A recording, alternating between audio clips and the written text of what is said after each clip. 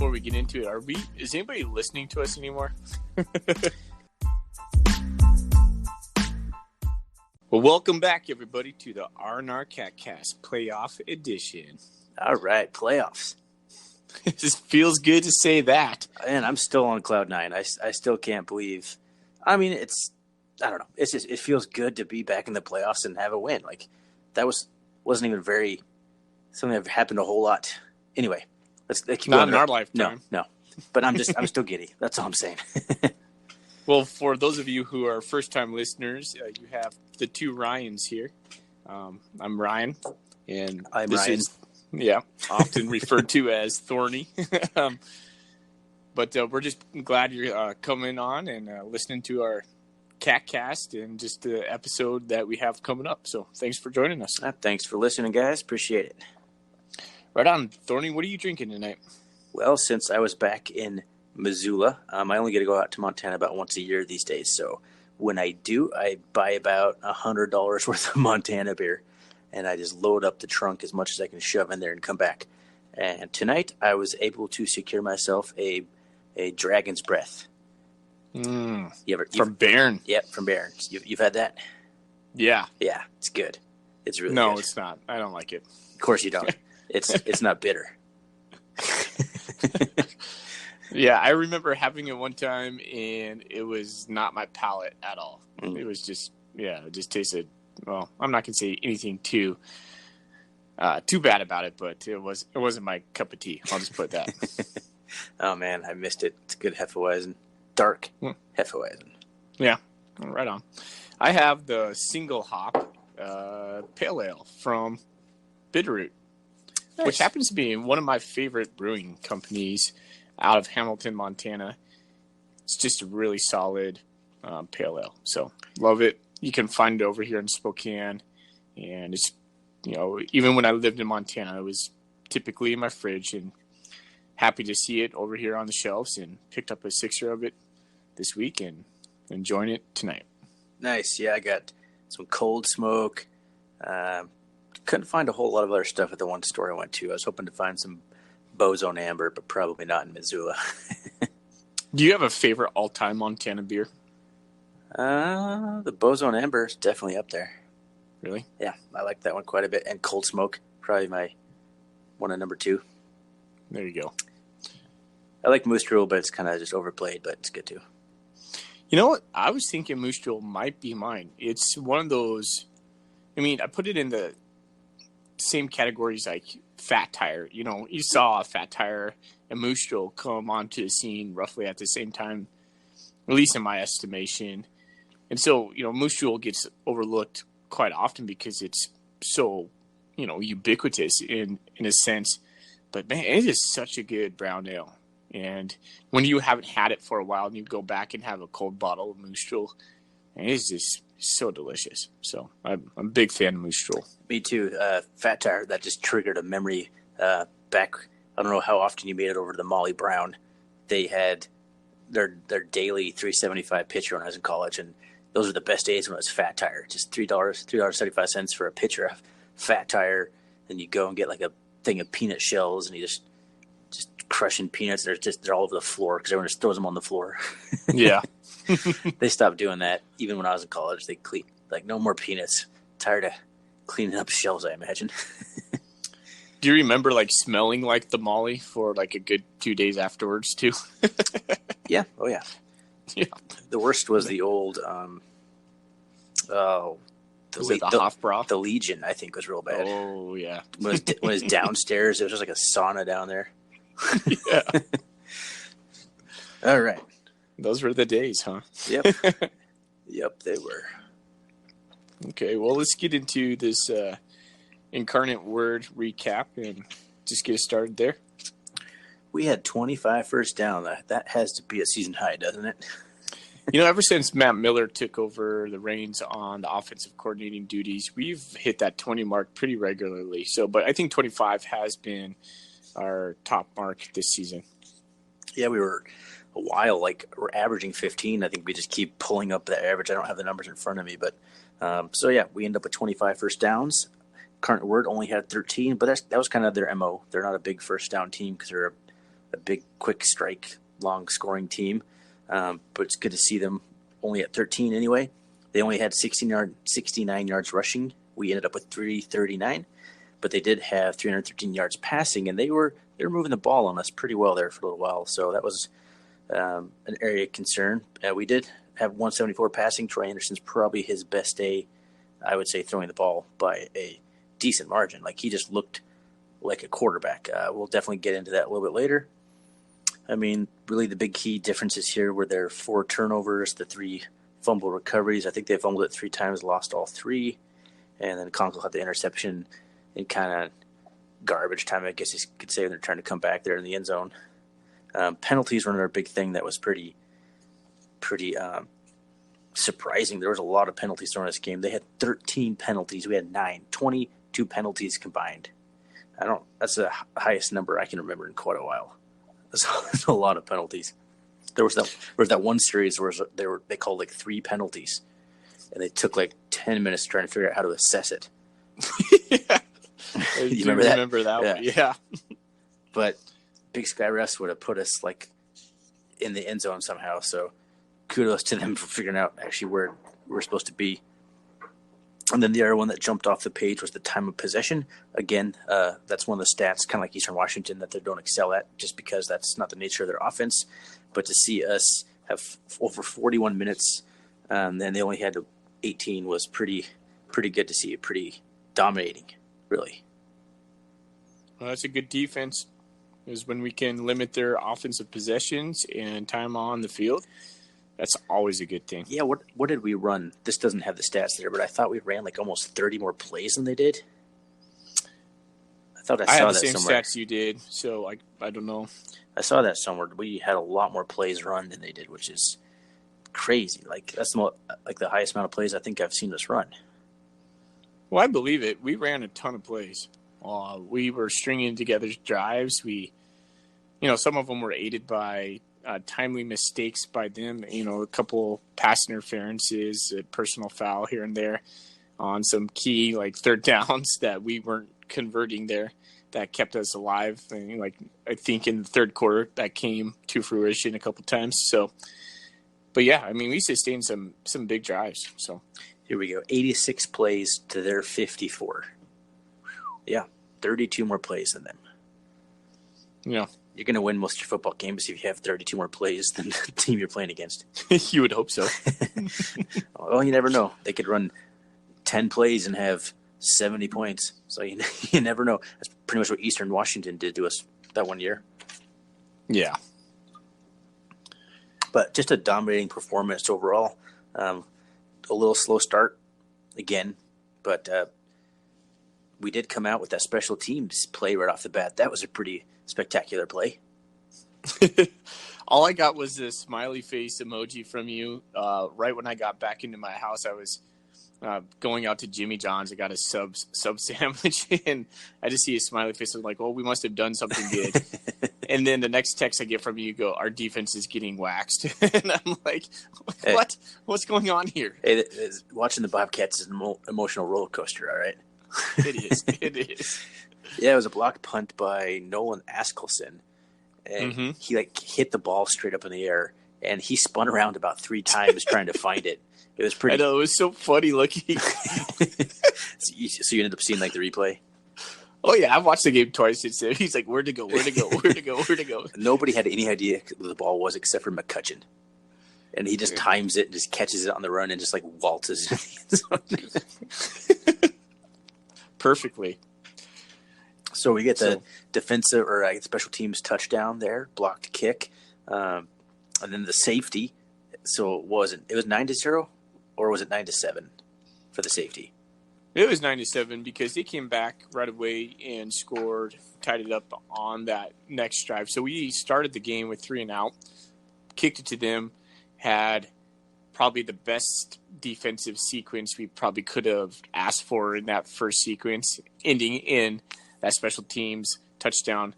But then they came back and had a really nice response right there and marched down the field and strung together that drive and tied it up.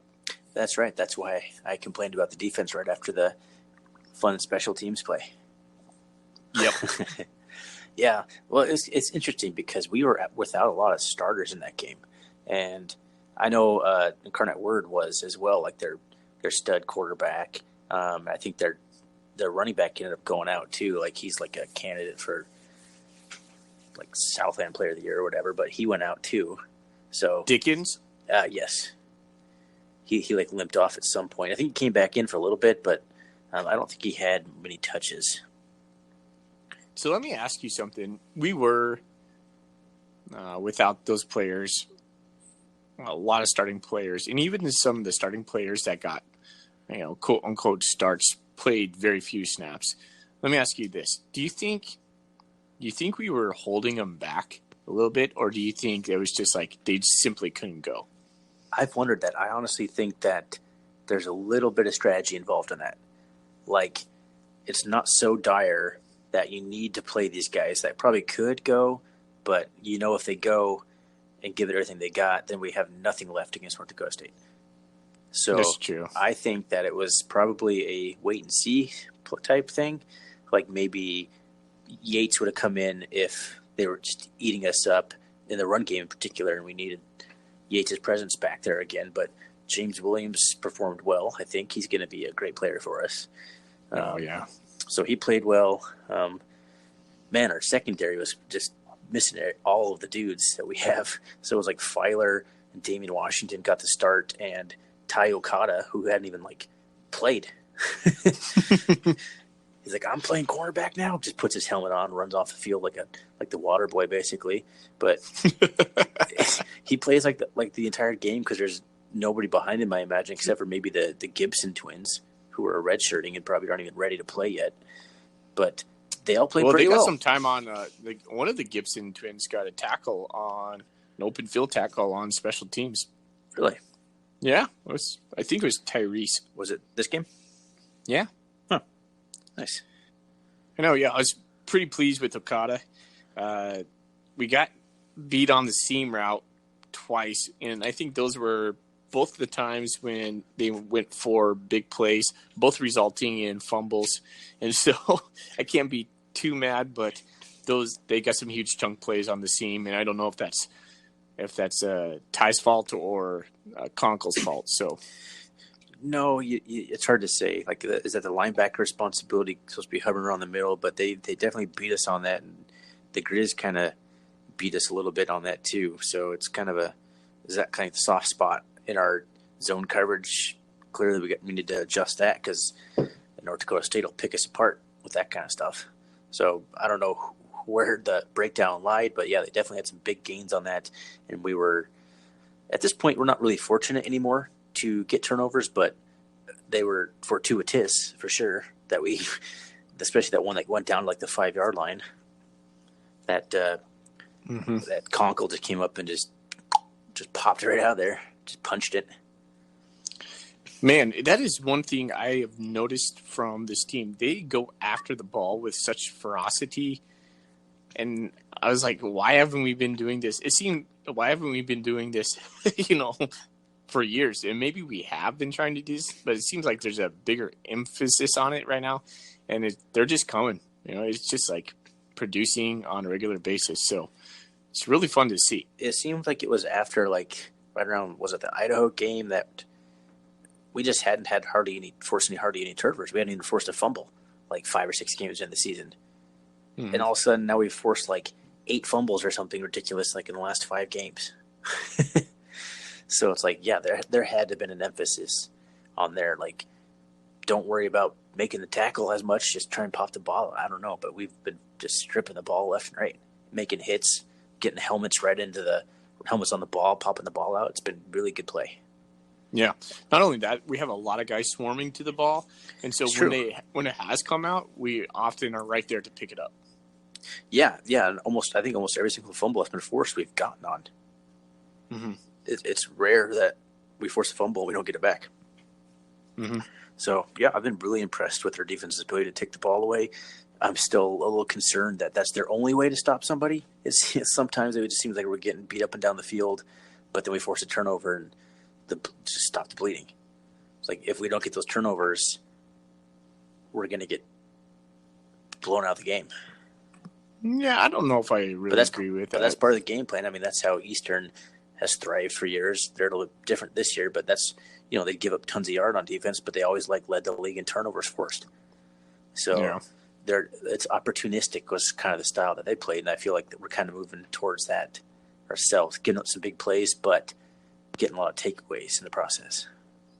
But there's something that you're not factoring in, and that's the confidence that the defense and the team as a whole right now is feeling, and you just can't measure that. So, I think a lot of those are just because of guys just playing with some swagger right now, and it's just working out. However you slice it, we're just rising to the occasion, and I think they believe they can. Yeah, as long as the swagger doesn't turn into penalties, which is yet again an area of concern. Yeah, we had 95 yards of penalties. That's just way too much. I mean, Incarnate Word had 109 yards worth of penalties. It's ridiculous. So we got to clean that up. Everything was ridiculous in the penalty department for both teams, but we have to clean it up. We keep looking like the team that is the better team, but can't play to our potential ever because of silly mistakes that come up again, in particular penalties. Yeah, it's always seems to me like when we're either in first down, when we make a long first down, so we'll get like a procedure penalty, so it's now 1st and 15. Or last game, we had a couple right in the red zone where it would be like a personal foul, like Lewis Kidd throws that guy on the ground after the play. We went from 1st and goal to 1st and 18 then, and it's still 1st and goal, but we need 18 yards, and fortunately, Travis Johnson's able to run it in. But holy cow, that's just that's a killer. That takes almost a sure touchdown away from, cross your fingers, hope and pray we can get this touchdown. So that kind of stuff bugs me to no end. I think it was actually Troy Anderson had a touchdown run, and there was a penalty that wiped it off the board, but then Travis Johnson ran the next play in anyway. Oh, yeah. So regardless, Lewis Kidd still had a personal foul. He did, yeah. He drove a guy. When we were 1st and goal. He just drove a guy. He just kept blocking him, just drove him to the ground. On camera, it didn't look that bad. It looked like something that happens on every play, but it's just you just can't get yourself in a situation where the ref even thinks about throwing a flag. Mm-hmm.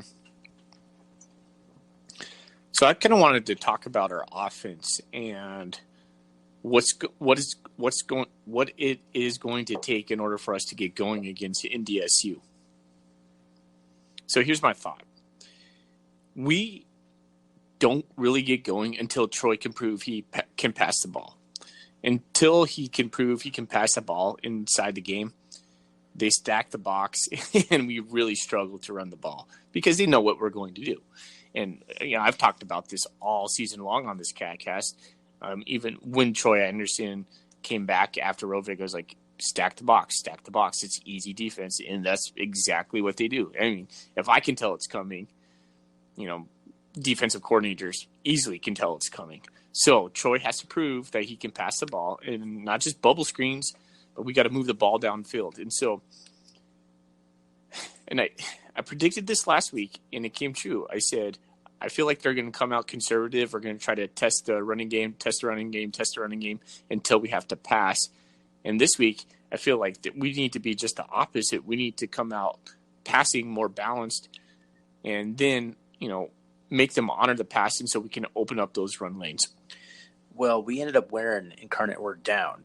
They had a DE, a defensive end. That big guy was just wreaking havoc on us in the first half. And was it number 2 or number 12? They had 2 of those guys. Yeah, number 2 is the defensive end, and number 12 was their stud linebacker who was just flying everywhere, sticking people. He was a player. I was super impressed with that guy. And both of them. They just looked huge and strapping.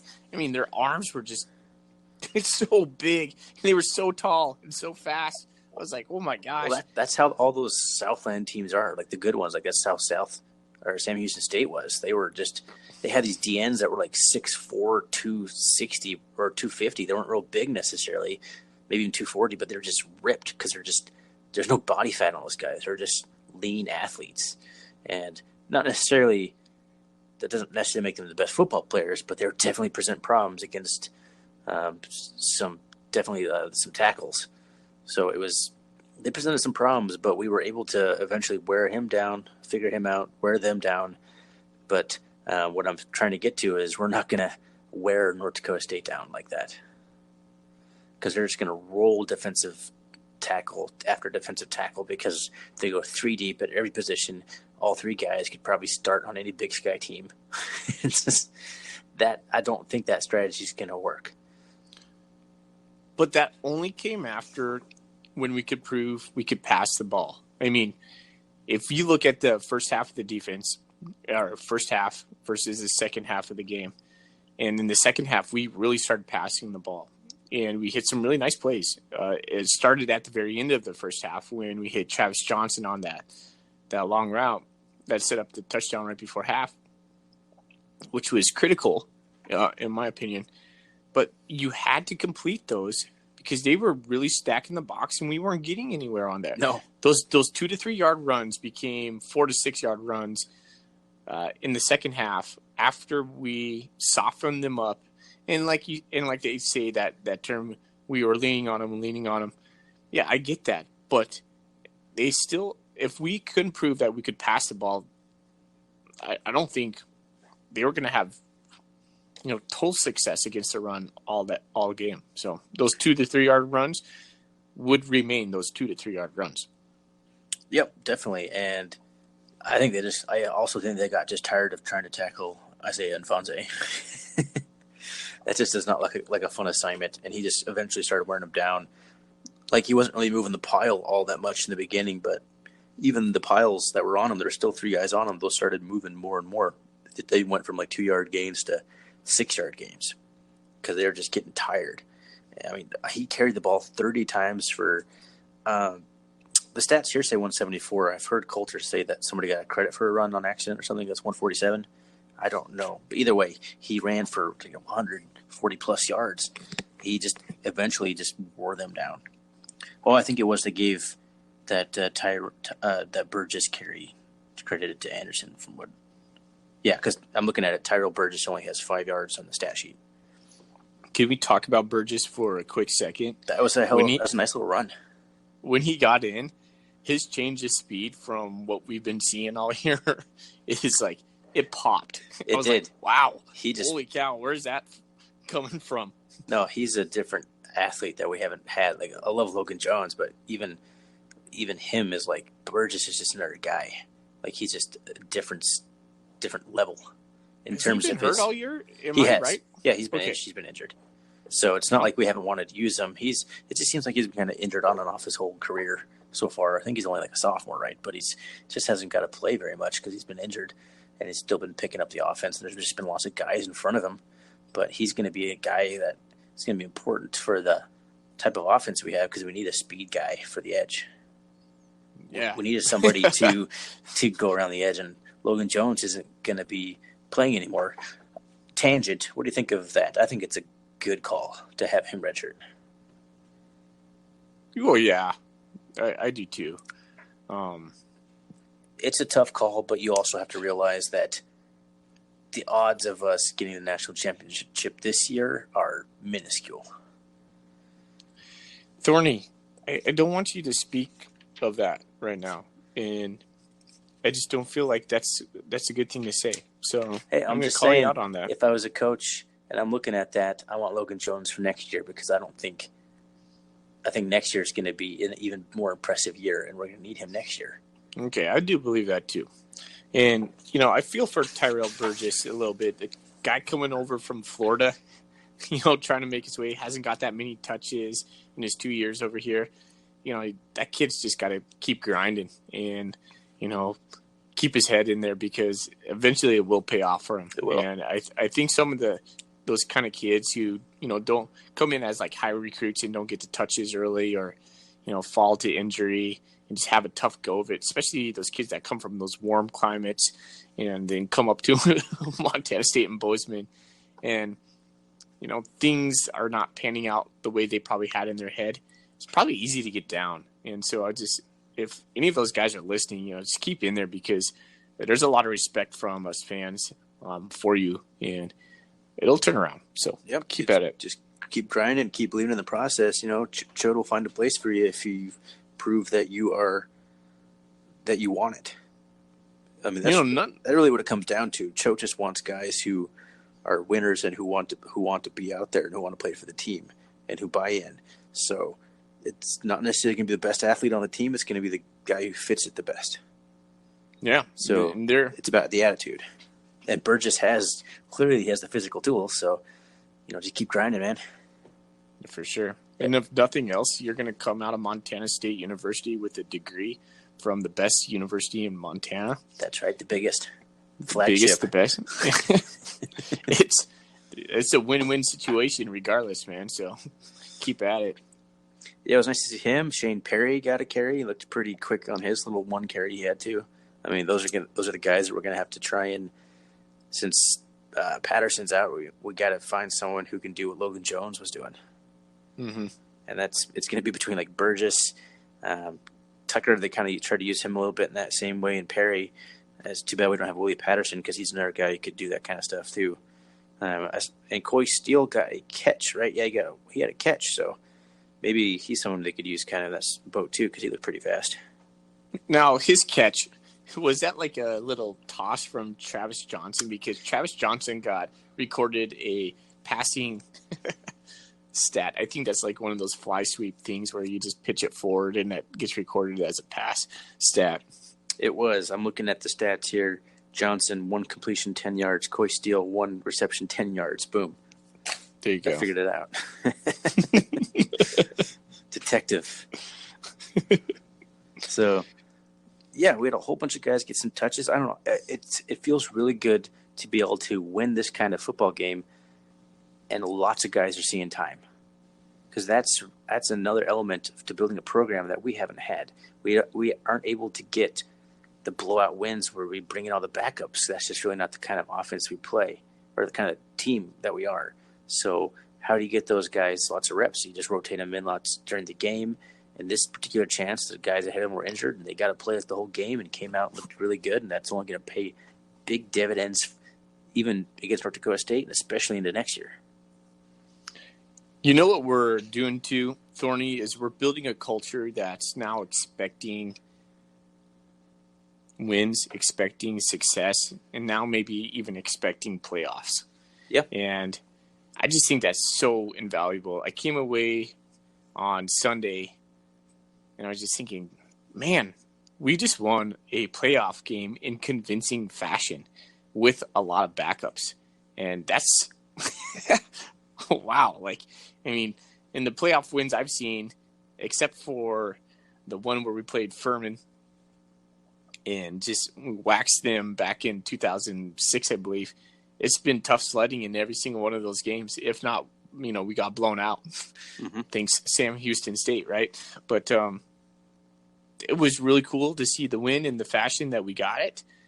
We just piled it on them and just never gave in. And it reminded me I hate to mention it, but it just kind of reminded me of some of those Grizzly wins back in the day when you would just watch it and, eventually the better team just overwhelmed them. Yeah, the Grizzlies, like Bobby Hauck's strategy was almost to like kind of build a lead and then just kind of play ball control. It almost reminds me of that 2010 playoff loss to North Dakota State, where we were playing right with them and they just eventually just beat us into the ground and just ran all over us. Scored like 30 some points or whatever in the fourth quarter. That's kind of what it reminded me of. Like they were still hanging around a little bit there, but we just eventually just imposed our will and just ran away with the game. The lane started opening up because they were just tired. They looked beat. Mm-hmm. They looked worn out. And that's what Choate basically has said is he wants that kind of program, the North Dakota State type program. And interestingly enough, I want to segue into something real quick. Courtney Messingham. I had a thought about him today. Like, I know everyone's talking a little bit about the dynamic of he used to coach here. Will he know us? Will we know him? That kind of stuff. But he kind of I won't say he got ran out of town, but people weren't very happy with his play calling. But now that you see what Choate wants, the type of offense he wants to run, you kind of go back and think in your head, like, Messingham was actually a perfect hire. We just didn't have a quarterback for him. Because you can see what he can do with an offense with a team like Choate wants. So, but he ended up with Chris Murray.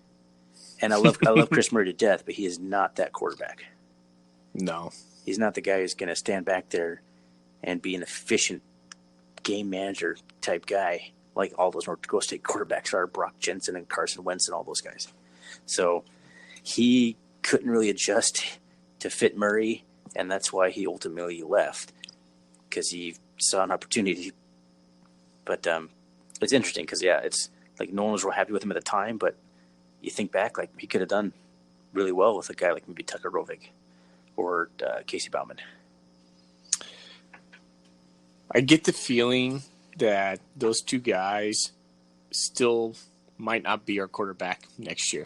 And it makes me a little bit sad for them, because I know how much work they put in. But if we're bringing in two guys right this week on that we're trying to sign, I don't know. The quarterback position is weird. You root for guys internally, and like, I've been a big Rovig guy, and I've been rooting for him. But I guess you just either got to produce or not. So, and when it comes down to like the Choate-led teams, guys got to believe in you. Sure. You got to be a leader. You have to be unequivocally a leader of the offense. That's what's made Troy Anderson so special, is he's just believes, and the guys believe in him. And it's like, did you see when we beat the Grizzlies, how many players, when Troy was doing this interview after the game, how many players would just come up and just like shout into the camera and just total jubilation, like, best quarterback we have, or something like that. No. It was just like, I didn't watch a lot of post game. Oh, I love it. I revel in the post game. Derek Marks, I think it was Derek Marks, had one of the best quotes of the whole year. Is that beating Montana has become the standard. I was like, yeah, that's such a cool thing to say, and whatever about that. But it's just Troy Anderson has that it factor, and whoever our quarterback is next year, that needs to be there. That the quarterback needs to be the unequivocal leader, and the men on that team need to trust him in all facets. And I think that's a large part of our success right now, is we trust Troy, and he's just getting so much better. And so it kind of begs the question, like, so what do we do? And I still think Troy's going to move back to linebacker. I still think that's the game plan. I think that we'd be silly not to, because if you took an objective view on this, Troy's still not a great quarterback. I mean, okay, I'm probably going to get blasted because he was voted first team unanimously, all Big Sky. But in my perspective, if I'm judging a quarterback, he's still not a great quarterback. He's a great leader. He's a great winner. But is he a great quarterback? No, he's kind of an average quarterback, and he's getting a lot better, no doubt. He's a great runner, mediocre passer, and he's getting better. I'll give him that. Fantastic leader, so he does have the intangibles. But for the offense, we're trying to produce some kind of guy who can drop back, do the play action fakes and push it downfield. That's not Troy Anderson's skill set. So I still think the net gain of him going to the defensive side of the ball, or even taking snaps at a running back, is still greater in that than him playing quarterback next year. Oh, I agree. And I definitely really want to get into this when we have like our season review episode, or whatever we're going to call it. But it's definitely gone from like, oh, this is the most frustrating offense ever. Get Troy Anderson out there. I don't care. Put in Kevin Cassis to throw interceptions. Come on, somebody do it. If you want a guy to go 2 for 9, put anybody in there. But it's gone from that to like, do we do this next year? Oh my gosh. It's like been successful enough. So I kind of want to review some of how impressive it is really that we're even in the playoffs. Our starting quarterback for 2 years is academically ineligible, whatever you want to call it. Our transfer quarterback that was going to push him and then / replace him breaks his foot, Travis Johnson. and then our starting middle linebacker, kind of the glue of the defense, is hurt for the whole year, and we just keep having like hits like that. We've been missing a lot of guys. I'm missing somebody. There's a couple guys that they've been injured on and off all year, but I'm trying to think of any of the major guys we lost. Tucker Rovig broke his foot. Yeah, there you go. Yeah, Rovig.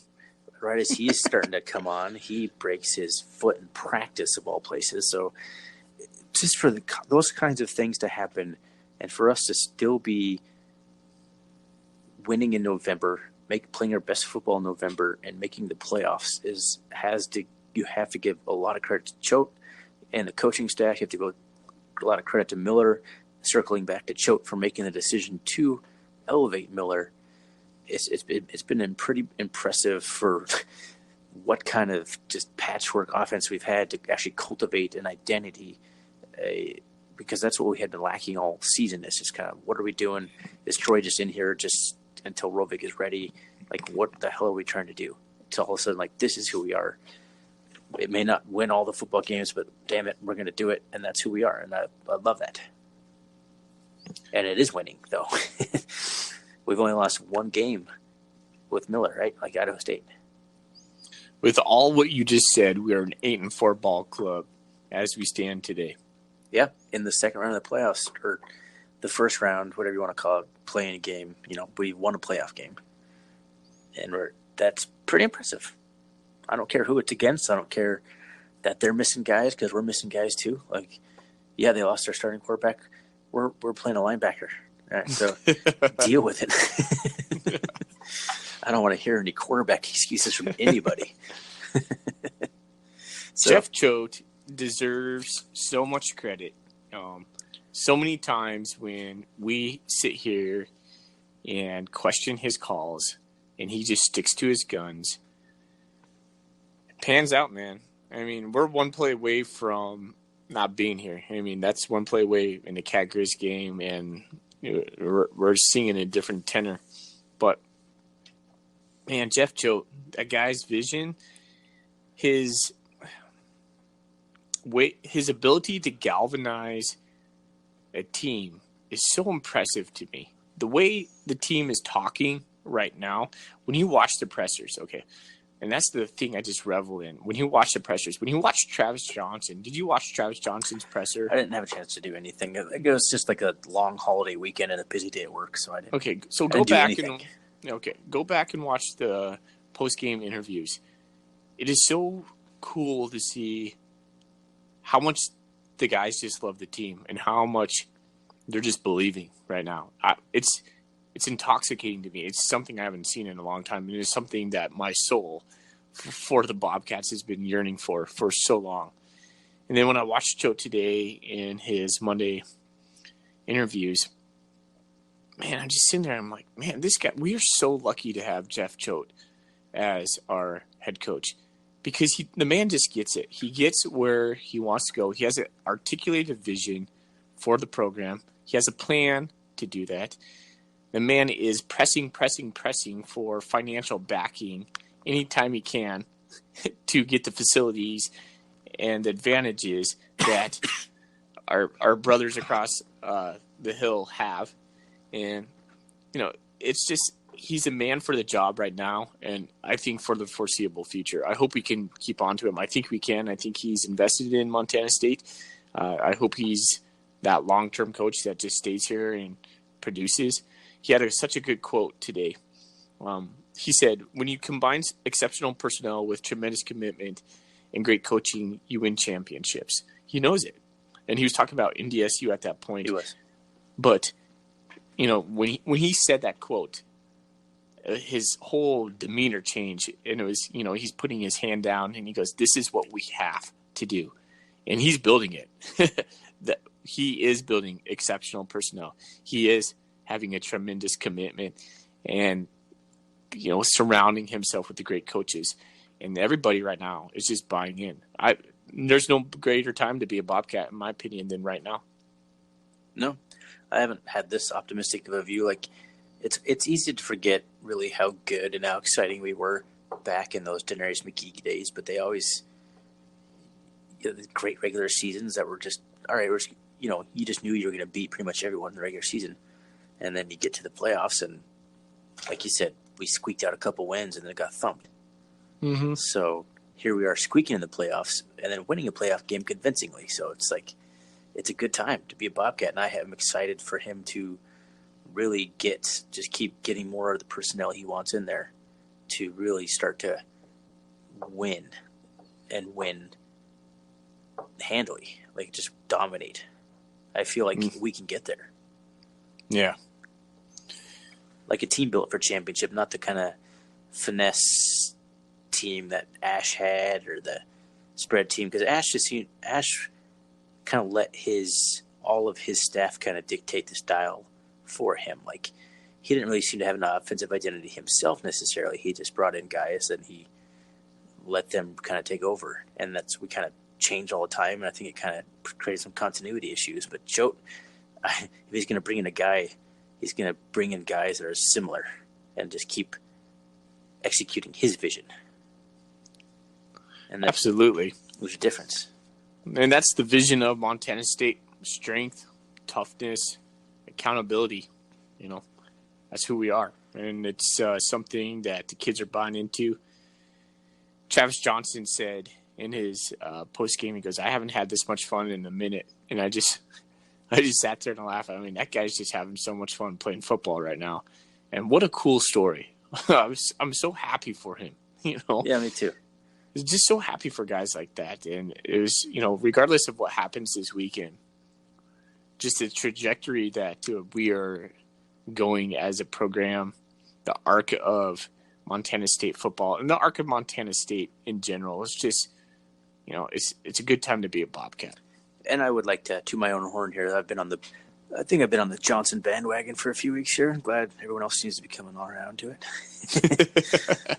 I've just been impressed with him. Like, I knew he was just going to get it together, and that touchdown catch was awesome. We haven't had a catch like that all season. No, it's phenomenal. We haven't had a catch like that since that was like a catch that Mitch Herbert just lived on. Like, every single game he'd have a catch like that. He'd use one hand to do it. But even him, when he came over with Murray, just those kind of plays just stopped. I don't know if it's kind of the offense we ran or just continuity issues or what, but we've just been lacking those holy cow, I can't believe he caught that plays. Maybe it's just because we don't even give the receivers much of a chance. I did notice, this is 2 games in a row where we ran a play, it didn't work, and then we ran the exact same play at this exact same defender for the exact same. I guess there were 2 different receivers in Cat Grizz, but this is Johnson both times here, wasn't it? No, the first one was McCutcheon. Was it? Yep. So maybe that's what it was in your games. So maybe that's kind of the strategy, is see if we can get to McCutcheon and then tire out the defender and then put Johnson on him and just blow by him. Because Johnson blows by people. He is fast.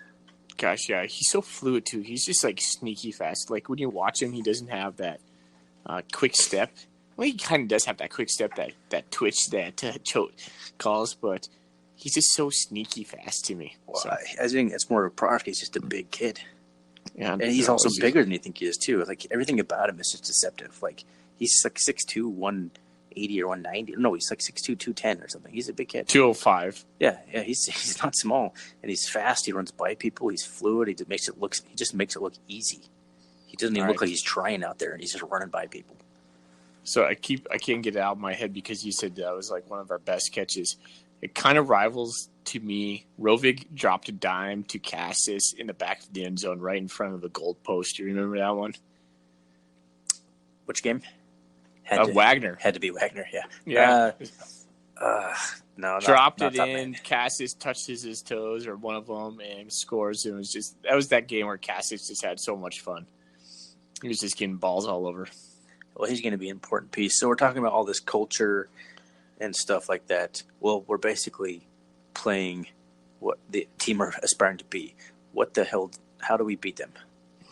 What do we do? So, Choate had a great quote, and I wrote this one down too. He said, "This can't be about North Dakota State." this has to be about us. I believe it. It has to be about the Bobcats. This can't be about, we're going up against NDSU. This has to be about us in this moment, this time. The kids are believing, and we got to go out there and just, we're David and accept that role, and let's just go knock them off. Screw the Bison, as if they want to, get on me for that. It's time. Let's just go. Let's go punch them in the mouth and just keep punching them mouth for the 4 quarters, and let's get after them. I think we can. I think it's going to come down to some kind of like intangible stuff like that, because we're riding high at partway through the season. I think so many people had written us off. I mean, it really at this point, it's almost like playing us house money. It's like bonus that we're even here. So like we have nothing to lose, nothing to hold back. We're going to go in there and just play fun like Johnson, just have fun and just play loose and see what happens.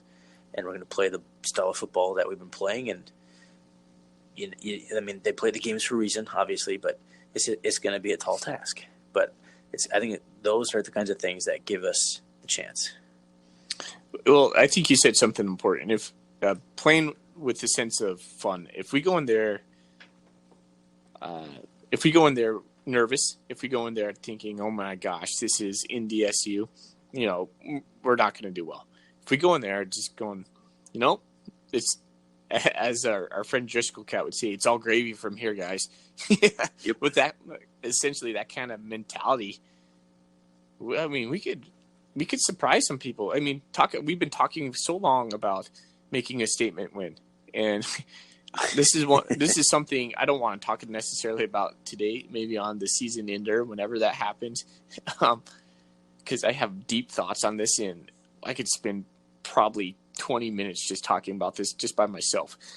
But what a chance to make a program win, not to set you up for years to come if you go in and knock off NDSU.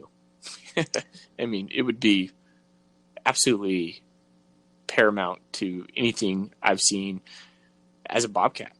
Well, if there's one thing that I am confident the choke team is going to be, is unafraid. Like, he schedules much harder than we had under the previous coach. Like, he's always bringing in quality Missouri Valley Football Conference teams. But I think part of it is because that's the kind of program he wants. He wants that type of program, the Western Illinois, North Dakota State type football team. He gets those teams in there. He doesn't play Division II teams. He wants us to continually measure ourselves against teams he wants to be. He wants us to be an elite team, so he needs to measure and just see how things are done at this level at the teams that are successful. And I think it's starting to pay dividends. And here we are with an opportunity to really measure ourselves, and you never know, come out with a win. But worst case scenario, we see what we need to be. We see how it's done, so to speak. Yeah. I guess I worry a little bit, like, if we really get whooped up on having all this momentum. I mean, there's 2 ways you could take it, right? There's one way you say, okay, we just got our butts kicked. This is where we need to go. That's a positive direction. Like, okay, we could fix this. We could get this guy, recruit here, emphasize, and then build upon what we see as our weaknesses. Or you can say, man, we just got whooped up on. We are a long ways away from getting to where we need to be. So there's 2 different ways, and I'm guessing, and Choate's a smart man. I know which way he's going to choose, but it all has to play out next year, and so we'll see what happens. It's interesting. All of a sudden, we're thinking about this is supposed to be there. He kind of turned the corner, and we may have, but it was like just later in the year. So next year, I think this game is either going to really build upon that corner that we turned, or like you said, maybe it could possibly derail it in some way. But I only think that I think this is a win-win game no matter what happens. I don't think it will derail just the fact that we're here. Yeah, I think this is going to just be like blood in the water. You're just gonna be like, man, I want that taste again. So we're just gonna be hungry for it. It's just gonna be the expectation. The expectation now is we beat Montana and we go to the playoffs. Yep, done. That's the standard. That's the standard. Let's make it happen. And I know the guys who are on our team that they're not going to settle for anything less. We have the group of core guys coming back, and we're just going to get it done. And once you get to that mentality, and that's such a thing that has driven so many championship teams over the years. No matter if they get down, they just understand. They're like, well, we're going to figure it out somehow. We're going to win this game. And when you get to that mentality and you believe in it, and it actually does happen, and it comes to fruition enough times, you become somewhat unstoppable. Yep. No, you're absolutely right. And that's kind of where we are right now, I think. It's like that's kind of the mentality we're building towards, and I can feel it. I can sense that team. Sense it in the team. Mm-hmm. Yep. I totally agree. It's not something I would have sensed back. Like if you was mid-October, no. Oh, good Lord, no. I wish we could have the month of October back in terms of football, because I just wish we could have it back, or maybe not. Maybe that's those times in the month of October. Maybe that's what we needed to get to where we are today. Who knows? Yeah. Yeah, I mean, that what led to Miller being promoted, and I'm not sure we finished the season. Maybe we win the October games and then we fizzle out in November. It's just hard to say. I'm so glad we're not fizzling out in November. I've never seen a Bobcat team that I've cheered for peak at the very end of the season. And that's exactly what we're doing right now. And it's exciting to see. And I'm really excited for us to take on the number one team in the nation. And granted, I think if you would have had to ask me if we could have a different path, yeah, I probably would have taken a different path. But there's something nice knowing you're going against the best team in the nation, and arguably maybe at one of their peaks of their prominence. I mean, they got so many starters that they're going to lose next year. We're playing a really good team. We're going to know exactly where we're at come Saturday. No, they have a ton of guys. They have seniors. They have like Easton Stick is a senior. That stud linebacker. No, that linebacker's not a senior, is he? But Menard, their defensive end, is a senior, I believe. Both their running backs are seniors. Their big-time wide receivers a senior. I mean, they just got seniors everywhere. Yeah. So, I mean, this is a team that's been there, done that. They know what it takes. They're playing at home. They've only lost like one time in the playoffs at home or something like ridiculous like that since they joined Division FCS. It's pretty astronomical just reading about the stats and stuff. And it's not meant to, like, I'm not taking it as like an intimidation type thing. It's just that they're just tough to beat. And you just read those, like, it's just going to be a very big matchup problem. Yeah, I did like with their coach. I watched a little bit of some sort of coach's show, and the reporter guy asked him, like, do the defensive backs, maybe a quarterback who doesn't pose as big a challenge. And their coach Kleinman, he came back and said, like, it's actually the opposite. Those guys are going to have to play the best game they've played all year, because he knows that they're just going to leave them one-on-one. He said they're just leaving it on an island. So clearly he just planned on stacking the box and leaving his guys out there and hoping that they can contain us. Yeah, that's why we need to come out early and prove that we can pass. Until we do that, it's going to be tough sledding for the Montana State Bobcats. Yep, if we come out there and just try and establish the run with Alphonse up the middle, it's going to be a long day. Mm. You know what? Here's the catch, Thorny, is we have nothing to lose. NDSU has everything to lose. It's true, but they are not going to be playing nervous whatsoever, in my opinion. No, maybe not, but it only takes a couple guys to maybe feel that in some way. And, the football game is a game of players, as Choate likes to say. And, man, you never know. You never know. Like everybody says, we have, like, Coulter says a 0.05. I mean, hyperbole, right? And you today said we have, a 1% chance or something, like 1 out of 99 we win this game. And then I come back and say, I think 25 to 30% chance we win this game. That's crazy. You're crazy. I still think 25 to 30% chance. I'm sticking with it, man. All right.